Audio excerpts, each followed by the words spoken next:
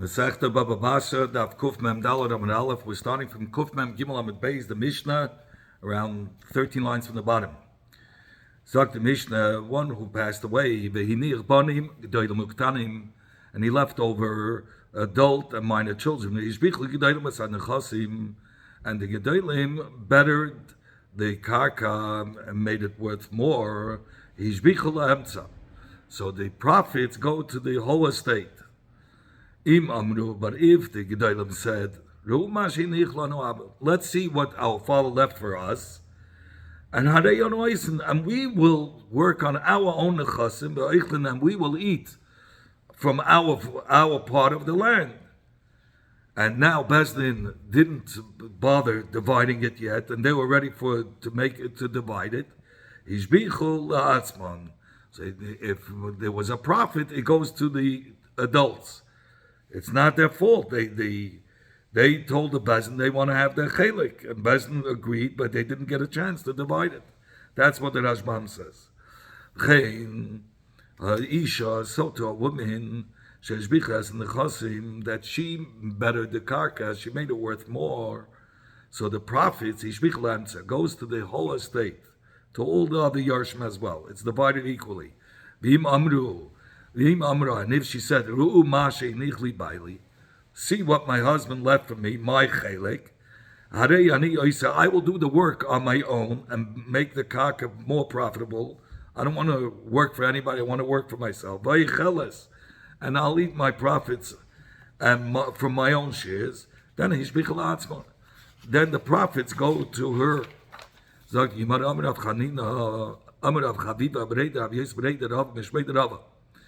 Rav Chaviva, the son of Rav Yosef, the son of Rava, said the name of Rava. Lo yishanu.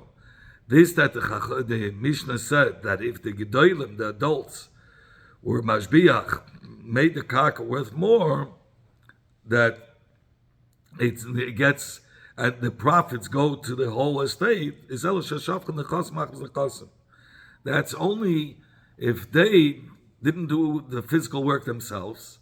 They hired workers, and also they took the money for the workers from the estate. So then, whatever profits came in is divided with the whole estate. But if they made the karka better because of their own work or with their own money, then in that case, the profits go to them, even though they didn't specify that they want to work on their own, like the Mishnah gave the case. They say, let's see what our father left us and gives our chelik. Even if they didn't go through these details, if they put in their own money, the profits go to them. Is it so? Is that the din that the shvach that the adults had put in, it automatically goes to them? Rav Chanina said, even if the father left them a cistern, a cistern with a cover, hasacha, the profits, lamsa, go between all the brothers. And who was the one that did the work? The adults. They had to watch it. Well, the schar for the bird is considered as the schar is because of the adults putting in the work themselves. They had to watch the bird to make sure no strangers come and take the water out of it. They would rent out the bird for irrigation, for people to be able to take out the water and to use it to irrigate their fields. Says Udyani. Udyani is different. The only job is to watch it. And even children could do such a job. So if the gedolim who were doing this job would have notified all the Yarshim, the younger Yarshim, that they had in mind to take money for themselves by guarding this bird, so the Ketanim themselves would have watched the bird. So therefore they have no right to take the schar for themselves. They have to divide it with all the rest of the Yarshim. Zag the Gemara, Amru, we said in the Mishnah, if the gedolim said, see what our father left us, our chelik. We will do the work for our chelik, and we will eat from our chelik. So we say the prophets go to them. Rav Safra, Shavak Avozuzi, Rav Safra, his father left over money. Shaklin Vavid Bohiska. So Rav Safra took the money and bought Schera and made business. He made a big profit. Also, the brothers of Rav Safra came to divide the profits. Amalu Rav Safra. So Rava said that Rav Safra Gavar Rabbo is a great Torah sage. He would never, a Talmud Chacham that's connected to learning Torah, it's unusual for him to leave his learning only if he's in desperate need for himself, for parnas for himself. So therefore, it's as if he told the brothers, that look what chelek our father left, I want to take my chelek, and I want to work for myself. Because that's the derech of a Talmud Chacham. He would never leave his limud to do work for others, unless he would only work if it's a necessity for him to survive. We learned in the Mishnah, Isha, a woman that the husband died, and she made nechasim more profitable. The profits go to the whole estate. How could you be talking about a Isha getting a part of the nechasim of the Yisaymin? She's not a Yiddish. She could either take her chelek of her ksuba, or if not, let her take what she needs to survive till she gets married to another person. But how does she have a part in the nechasim to say that if she would have profited on her own, she would get the profits? She has nothing to do with nechasim. It's talking about a woman who's a Yiddish. So the Ashbam gives many cases. The simplest case is that the husband said that the wife should take an equal chelek like one of the brothers. Or you have another case where there's Reuben and Shimon, and Reuben married his niece. He married Shimon's daughter.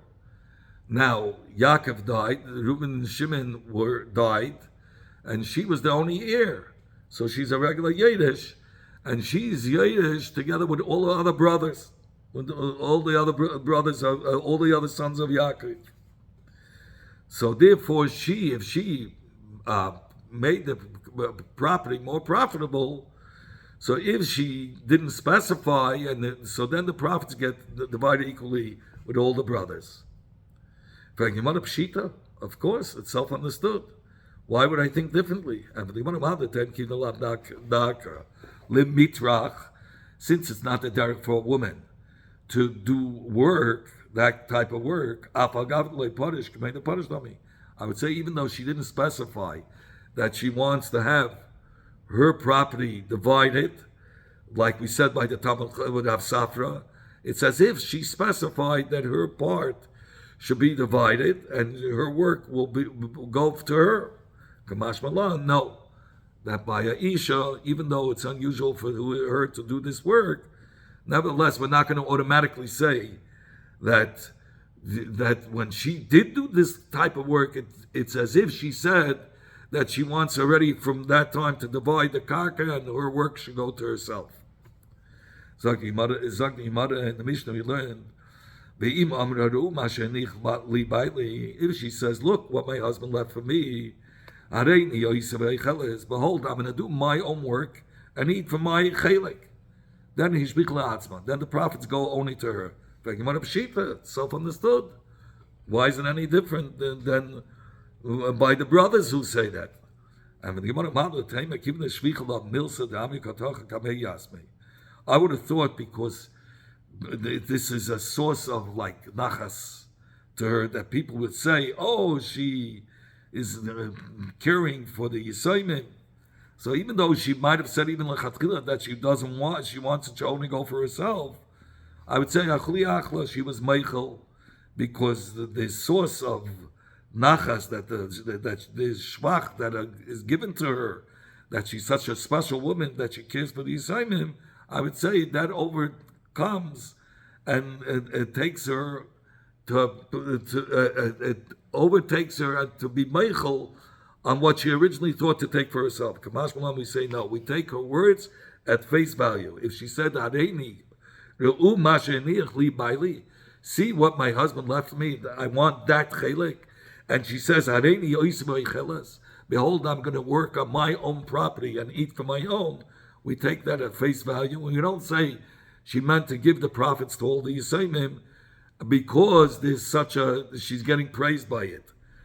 Kozman, she said that, we take her words at face value. Is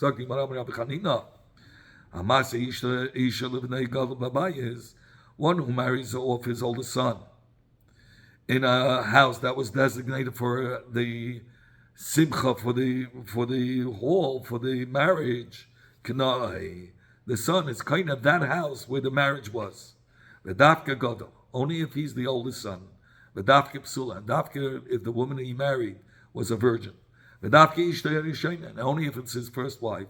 The dafka shisi arishan, and only if it was the first marriage.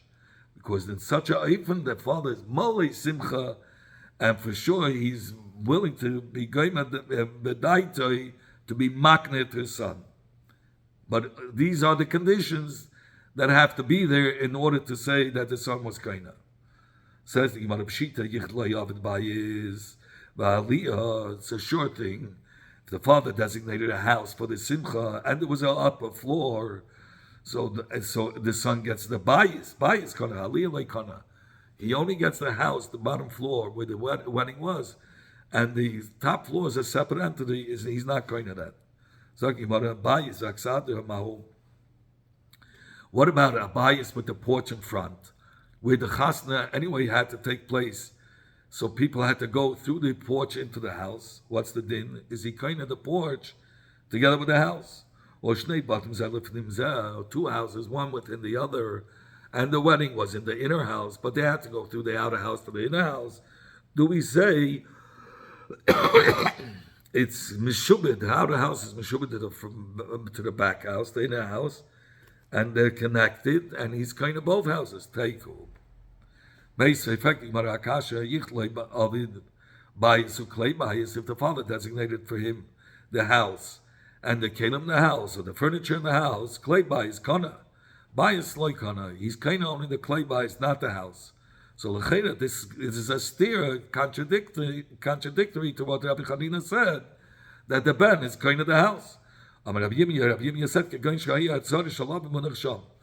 the Rabbi Yirmiyah explains the reason why he wasn't kind of the house, because the father still had storage in the house while the wedding was taking place, which he showed that he wasn't ready to give away the house. Say, afilu if the father didn't leave, only a dovecot in the house, that's enough to show that he's not ready, that the father is using the house still for himself and he's not ready to give it away.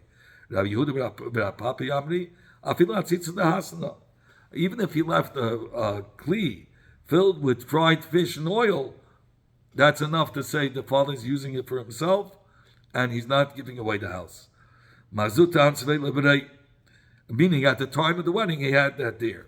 Mazurta married off his oldest son, and he hung up a sandal in the house which was designated for the simcha to show that he's not being mezakeh to his son the house because he's using it for his private usage. Ravashi married off his son. And he hung a kais filled with oil in the house to show that the house is for his private usage, so that his son shouldn't be zeich in the house.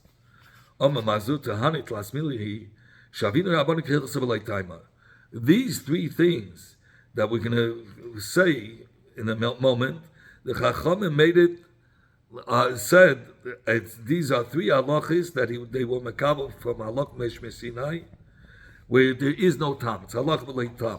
Chada, the first one is this one. This din that Rabbi Chanina said that a son is kind of the house, which the father designated for the marriage, the wedding house, has a halacha. It is a halacha shein batam, because the father never said befedish that he wants to give this house as a matana. Either Another din, Rav Yehuda, that there's no time behind it. Rav Yehuda said the name of Shmuel,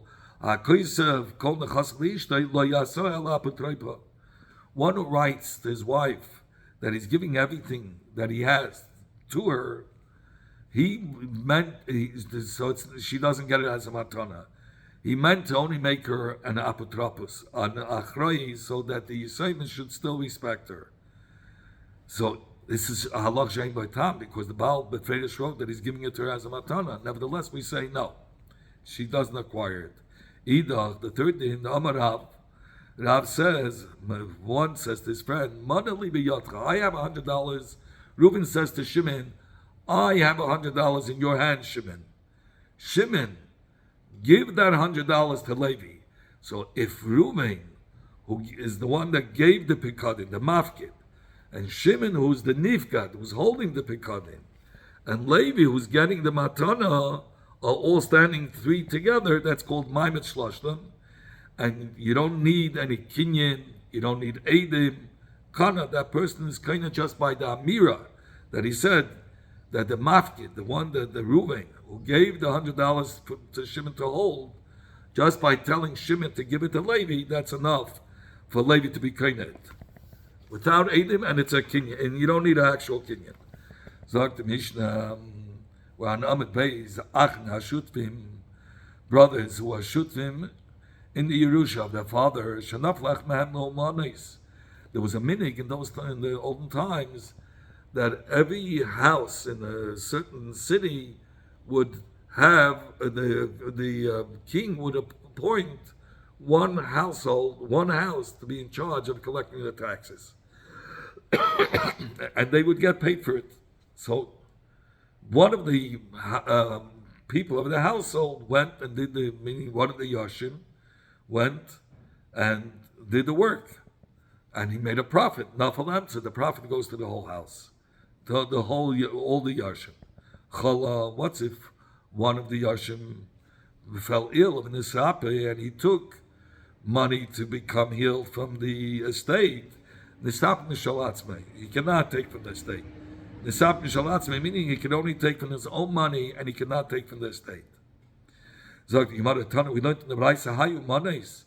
This trade will Manes HaMelech is referring to the Manes HaMelech like explained in the Mishnah. In those times that they had the minig, they would go house by house. Each house would have to do the work for the king to collect the taxes. Of course, they would get paid. We learned in the Braisa Echad ben Ha'achin, one of the brothers, Sheminu Gabai, that they appointed him to be in charge of taxes, or they appointed him to be a policeman. If he was appointed because of the minig, that of every house, one house is in charge and gets that work per month, let's say. So that house was chosen to do the work. So one of the brothers went to do the work. So then, so the profits that he makes go to the whole estate. But if he got the job only because of his own chshivas and because of his own smarts, then the money goes to himself. We learned in the Braisa, we said, if it's because of the brothers, it goes to the brothers. Meaning that if he was appointed because that was the house that was chosen to do the work for that month for the king, so that's how he got the job. So it was self-understood that the profits go to the whole household, to the whole estate. We're talking about a case where one of the brothers was sharper than the rest. So I would have thought, because of his sharpness, that's why he was hired. Kamash Malan comes the Gemara and teaches us that it's not so. Even though there's one brother that's sharper, but we're going to be totally, because of it was chosen this house to do the work. That's why he got hired to do the work. One of the brothers, who took 200 zuz to learn Torah, or to learn a trade. The brother could say to him, if you're going to live with us,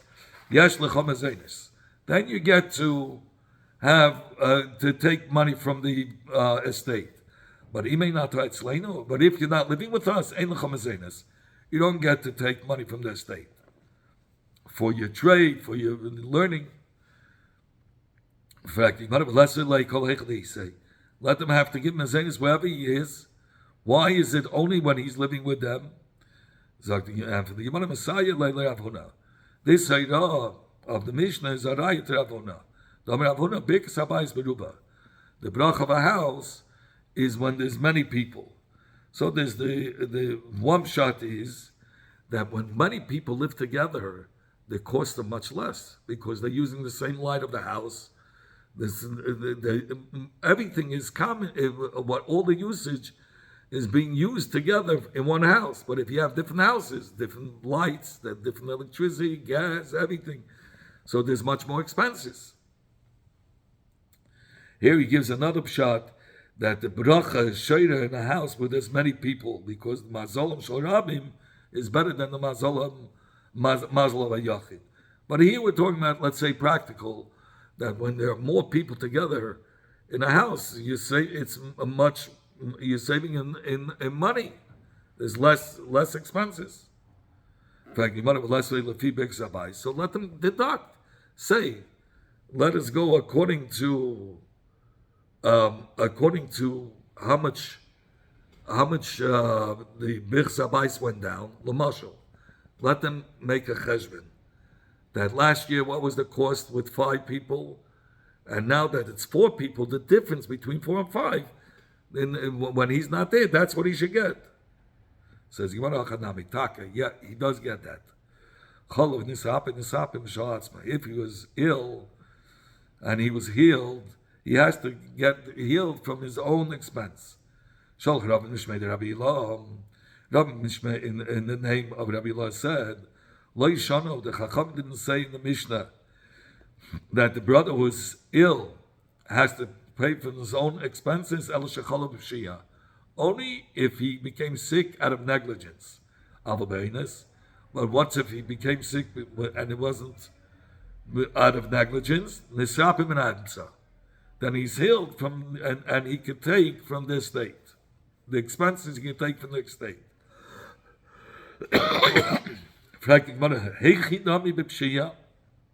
What's the case of being negligent? By falling, one becomes ill because of negligence. Like Rabbi Chanina, all perilous, all tragedies is Gzeira min hashamayim. Chutz mitzinim upachim, except for cold. Others say tzinim upachim could mean, tzinim means cold and pach means warm from the heat. So from the cold, one could protect himself, put on a coat, keep himself warm. Shanama, like it says in the pasuk, tzinim pachim bederech ikish. He said tzinim, cold and heat. Bederech ikish means that it could be entrapment for those that are stubborn. But shema nafshe yichad mehem, somebody who was guarding his own nefesh, he could distance himself from becoming sick. He's able to put on a coat, and he won't be action. If it's cold, he'll keep himself warm. If that doesn't help, he'll go into a warm place. But he's able to, and so therefore, somebody who doesn't do that, he's considered negligent. The Mishnah sagt, the Mishnah in the olden times, the minig was that if you were a groomsman for a chassan, usually it was single bachrim, so they would bring presents to the chassan, and the chassan would reciprocate, the one that got married would reciprocate and be a groomsman for those single guys, and return in favor, return nicely presents to the single guy who's now getting married. So that one of the Yarshim was sent to the father to be a groomsman. He gave him presents to give to this groom and to be his groomsman. And now this Yeresh became a chassan and he's getting married. So the one that this Yeresh gave presents to as a groomsman, because the father gave him money to buy presents to give to that groomsman, Now that groomsman is giving him back presents. So who does the presents go to? Chazal Amsa. It goes to the whole estate. It's divided between all the Yarshim. Why? Because Sheshvinas has a din like a chayv, which can be collected in Bezdin. So therefore, when the Sheshvinas gets in return, when the Yiddish gets in return these presents from the person who he was a groomsman to, that those presents he took it from the father. The presents he took it from the father's money. So now that he gets back presents, it has to be given back to the estate. But one who sends to his friend jars of wine, jars of oil, ain't nikmin bebezdin. Then the shaleach cannot be given from the makabel and bezdin. Let's say this guy returns a favor, this cannot be collected because these were given as an act of kindness. It has nothing to do. He didn't even join the wedding. It has nothing to do with the wedding. So therefore, the makabel is not mechuyev to return it, and if he does, it only goes to that person. Or the minhu, if the father sent one of the brothers to be a groomsman with presents to give to the chassan, kishi chaysedes, when one of the yarshim now, the Yiddish who was the groomsman, is getting married and he gets back presents, chaysedes the presents dafka go to him. That's a stated to the Mishnah. We're soon going to finish. We'll just finish the Brais over here. If when the father married off one of his sons, they sent to the father a groomsman with presents. Now, when that person who was the groomsman is getting married, then they have to return presents. So those money that they have to buy presents to return to the groomsman who gave them presents comes from the estate. But Mamish, we see from the first din that when the father sent one of the brothers to be a groomsman, and then that chassan who got married returns the matonis to this Yiddish who's getting married now, it only goes to him, which is contradictory to the Mishnah that says it goes to the whole estate. Even this that we learned in the Mishnah, that all the brothers are equal in regard to the Sheshvinis, meaning that it's divided with the whole estate. Over there it's talking about where the father sent. That it's not talking about that the father sent. It was sent to the father. That when the father was marrying off one of his sons, people sent a groomsman with presents. This is the pshat now Mishnah, not that the father was sending his son to bring presents. The case of the Mishnah is talking about people sent to the father when he was marrying off his son presents for his son. So the Mishnah says now when we have to return the presents to this groomsman who gave presents who's getting married, then we take it out of the whole estate. How could you say that? That's not the lashon of the Mishnah. It says v'ha'achin she'asim iktsasam shushvinis katani. It says in the Mishnah, brothers that part of them were made as shushvinim. Part of them were made as groomsmen to bring presents to others. That's the lashon of the Mishnah. Says the Gemara, and for the Gemara, Tni limiktasam. Don't read from part of the brothers that were sent to bring presents. No, limiktasam. The achin she'asu, that the brothers that were brought presents limiktasam. Two part of the brothers, people sent to some of the yarshim presents when they were chasanim. How could you say that? That's the pshat. The Mishnah says chaza shushvinis, which the lashon chaza means that the shushvinis went and brought back presents to the brother who brought them presents first.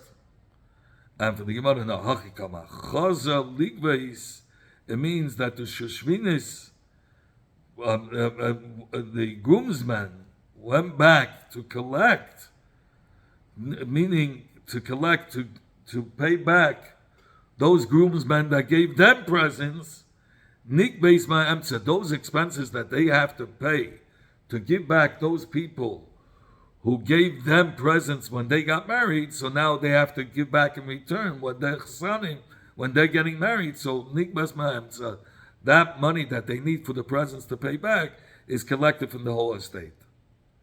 That's one answer. Ravasi Amar Lo Kasha. Ravasi says no question. We'll learn that the father sent out Taka, not that he sent the father presents. The father sent the brother to one of the Yashim to give the presents to one of to a person that was getting married. And now this person who got married, so now the Yiddish is now getting married, so that person is coming now to give him a present. So sometimes it goes dafka to him, and sometimes it goes to that the presents that the chassan gets, the Yiddish gets, has to be divided with the whole estates. Sometimes it goes only to him. What's the case? Lo kasher, kam b'stam. If the father sent stam, one of the brothers, he didn't pick any brother, and one of the brothers went and brought presents to this chassan, and now the chassan is reciprocating when this Yiddish becomes a chassan, since he wasn't handpicked, so it's divided between all the yashim. Kam b'mefarish. But over here it's talking about where the father handpicked this Yiddish to go and be the groomsman, so therefore he, in return, when he gets presents in return, it goes after back to him. Kedetanya, like we learned Rabbi says, if the father sent money to buy presents for his son to be a groomsman, when it's returned after to him. That's when the father handpicked the Yiddish to go bring the presents. But when the father sent, and he didn't say any specifics, when it's returned to the whole estate. Shmuel says, over here we're talking about the Yava Maskinan, that the person who was handpicked by the father to be the groomsman died, and now it doesn't even have to be handpicked. Now the guy wants to return in favor to give him presents, but he died, and the Yavam is now taking over the taking over the brother's place, and the din is that the Yavam is Yiddish, all the nichsi of a father. So we say that the Yavam cannot get those presents as an inheritance, because he can only inherit those that the brother left physically at the time of his death. This is something that's not there. Says the Gemara. Okay, we'll stop here.